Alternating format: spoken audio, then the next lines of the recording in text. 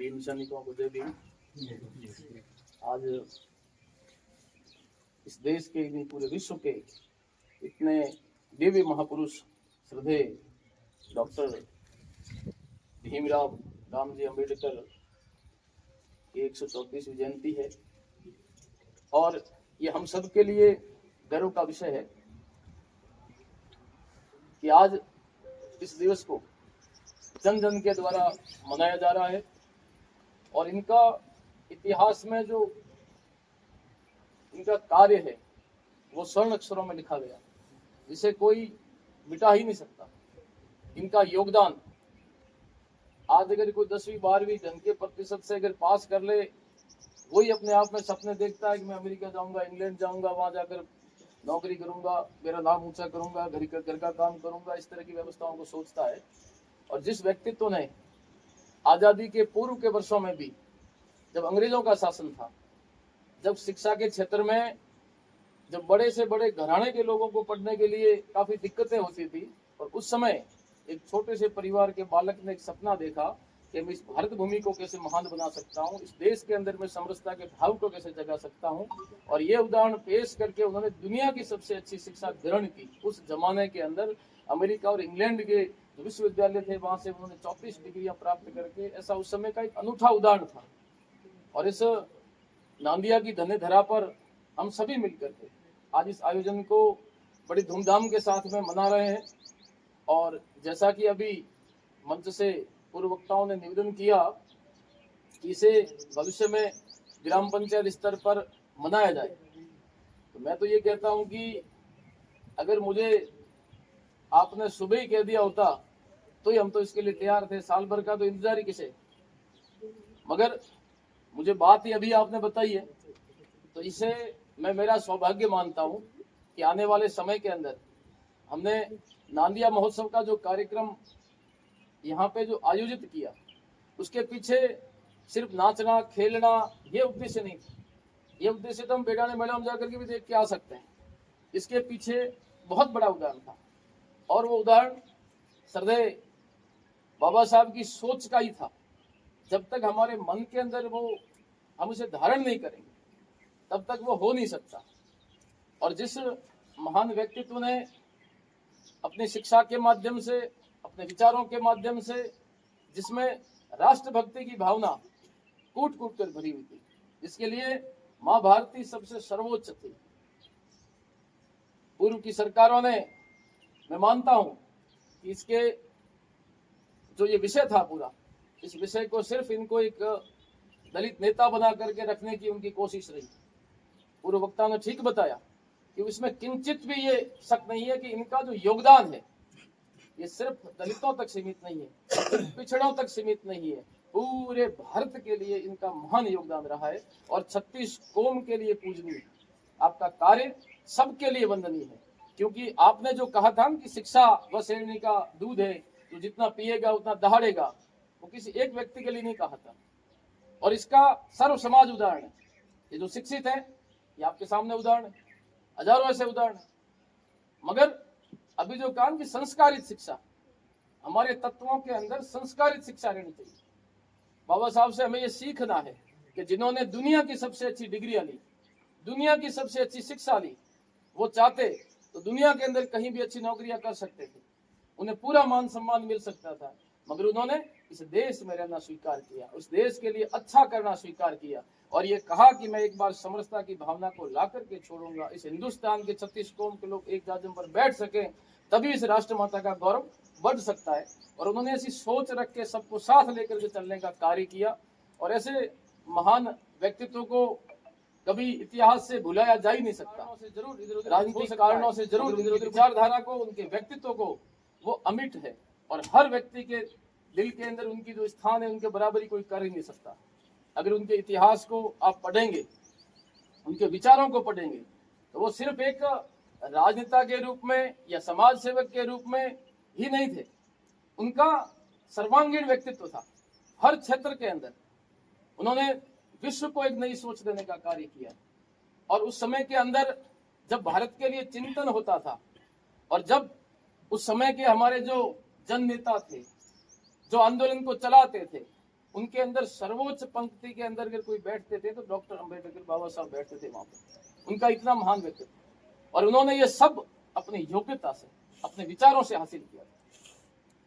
आपका जन्म आज ही के दिवस 1891 हुआ, मगर उसके बाद में धीरे धीरे आपने अपनी शिक्षा के माध्यम से बाहर जाकर के शिक्षाएं ग्रहण की। उसके बाद में विभिन्न समाचार पत्र भी चलाए, विभिन्न प्रकार की संस्थाएं भी स्थापित की, और विभिन्न प्रकार के कार्यों को करते हुए एक बैरिस्टर के रूप में कार्य किया। और जब देश को ये एहसास हुआ कि अगर संविधान का निर्माण करना, हम ये कल्पना करें कि देश आजाद हुआ, हमारे पास में कोरा कागज कुछ भी नहीं, अगर हम छोटी सी कोई बातचीत भी करते हैं उसे लेखबद्ध करना वो भी बड़ा मुश्किल होता है कि क्या बातें लिखी जाए जो सबको प्रिय हो।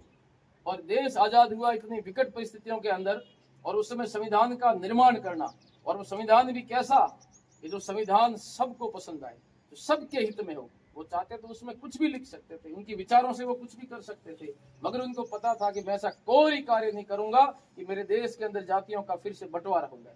मैं ऐसा कार्य करूंगा कि समस्त जातियों को प्रिय लगे और सब एक दूसरे के गले मिलकर के धीरे धीरे इस विचारधारा को आगे बढ़ाए। और आज वो कहते हैं कि जो बीज का रोपण किया था बाबा साहब ने, वो आज एक वट वृक्ष के रूप में खड़ा है। और आज सर्व समाज इनके योगदान को सर आंखों पे रखता है, और सर्व समाज 36 कौम साथ बैठ करके रहती है, साथ मिलकर के कार्य करती है। ठीक है, वो सब इनकी विचारों का प्रभाव था। इनके विचारों के अंदर नेकी थी, इनके विचारों के अंदर समानता थी, इनके विचारों के अंदर एक उच्च आदर्श था जो आज हर व्यक्तित्व के अंदर स्थापित हुआ है। और इस धन्य धरा पर मुझे बड़ा गर्व के साथ मैं कहता हूँ, इसमें किंचित भी शक नहीं है कि मेरा गांव ये जन्मभूमि है। प्रभु श्री राम ने कहा था कि जननी जन्मभूमि स्वर्गादपि से गरीसी, ये जन्मभूमि सर्व से भी महान है, इससे महान कोई धरती मेरे लिए है ही नहीं। क्योंकि यहाँ जिसने हमको जन्म दिया और जिसने उनको जन्म दिया, हमारे वडेरों को जन्म दिया, उन सब ने इस धरती पर जन्म दिया है। और इस धरती की महानता है, ये तप है कि यहाँ का सर्व समाज एक दूसरे को साथ में जुड़कर रहने की प्रेरणा देता है। आज इस विचारों के अंदर मैं आपसे ये भी आग्रह करूंगा कि हम हमारे आसपास के वातावरण के अंदर जहाँ जाकी रही भावना जैसी प्रभु मोरे देखी वैसी, जहाँ जैसा माहौल है वो माहौल उनके वहाँ है, मगर हमारे यहाँ एक ऐसा माहौल हमने यहाँ खड़ा किया है कि हम गले लगा करके मिल करके साथ रह करके कार्य करते हैं।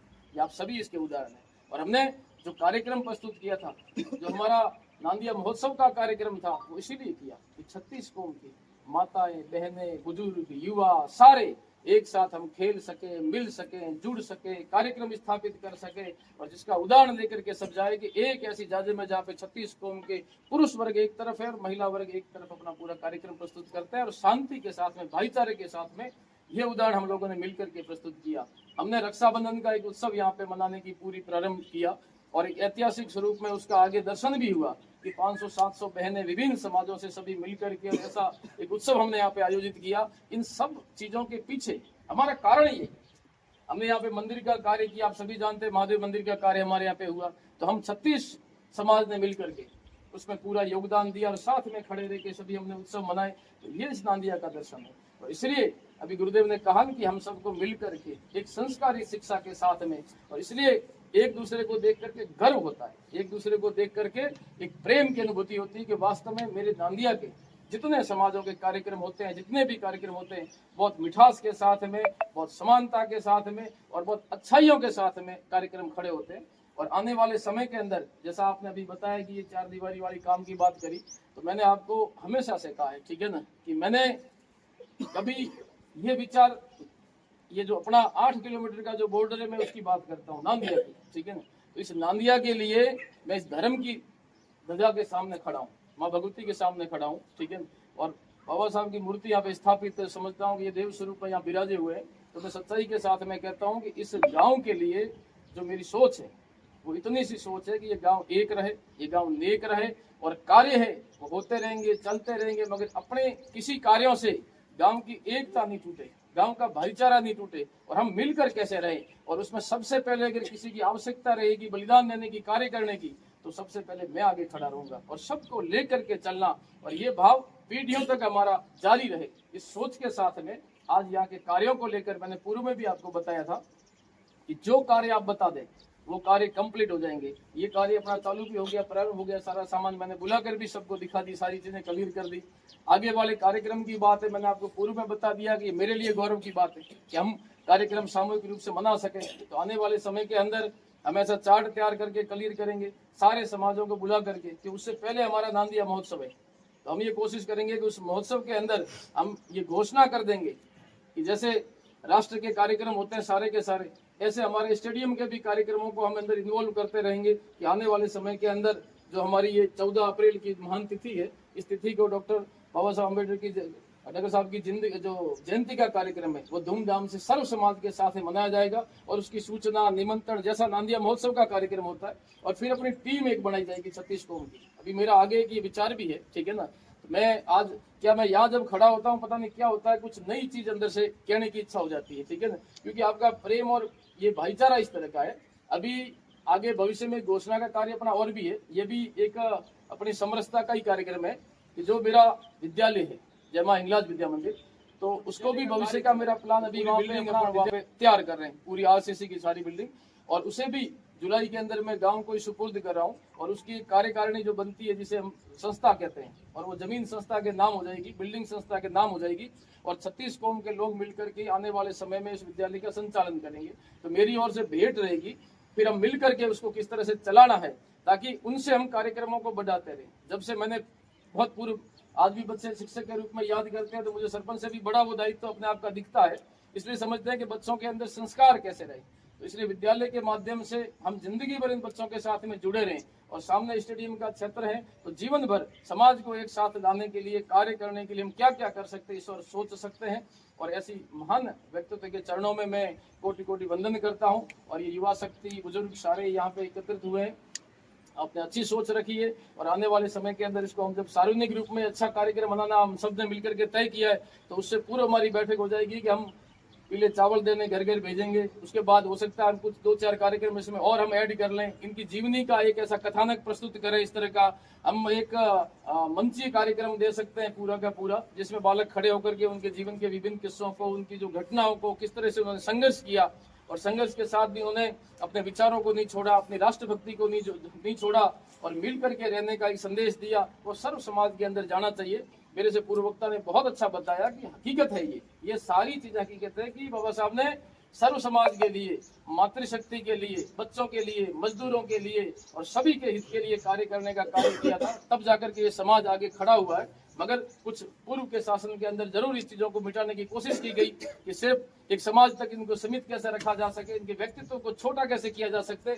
मगर व्यक्तित्व किसी के कार्यों का किया हुआ छोटा हो ही नहीं सकता, और हर व्यक्ति के दिल दिमाग के अंदर वो अमिट है, और आज पूरा विश्व इनका दर्शन करता है एक महान व्यक्तित्व के रूप में। ये हमारे लिए भी गौरव का विषय है, और मैं अपने आप को धन्य समझता हूँ कि आज के इस दिवस पर मुझे उपस्थित होने का अवसर मिला है, और हम मिलकर के नांदिया के कार्य के लिए, और यहाँ से ऐसा एक संदेश देंगे सर्व समाज के अंदर, और सर्व समाज के साथ का संदेश सभी गाँवों में जाए, और आसपास के गाँव में भी लगे कि वाकई में नांदिया जैसी एकता, सब समाज को साथ लेकर चलने की जो एकता है, ऐसा दर्शन और कहीं होता नहीं है। आप सबसे मैं ये उम्मीद करता हूँ कि हमारी जो संस्कारी शिक्षा इसको लेकर के चलें, और बाबा साहब ने जो कार्य किए हैं, उनके जो विचार थे, वो हमारे मन के अंदर आप धारण करें। और जब एक साथ रहकर मिलने का हमको जो अवसर मिल रहा है, युवा शक्ति से मेरा विशेष आग्रह रहेगा कि आप इनके विचारों को अपने अंदर धारण करें। और शिक्षा सबसे उत्तम है, इससे बड़ा कोई हथियार हमारे पास में हो ही नहीं सकता। वो कहते हैं 2 कार्य है जो है तो बड़े सरल, मगर करने बड़े कठिन होते हैं।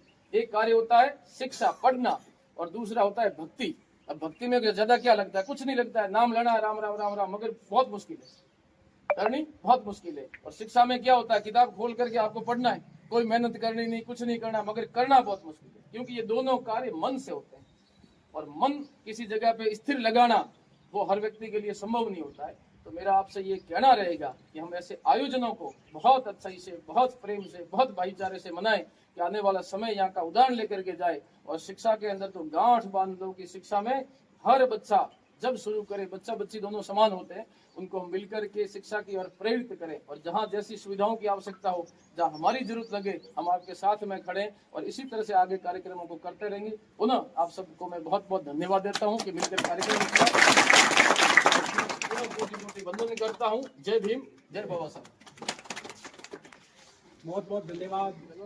जय भीम, जय भीम, जय भीम, जय भीम, जय भीम, जय भीम। बाबा साहब अमर रहे। बाबा साहब अमर रहे। प्रमाणी माता की, गौ की।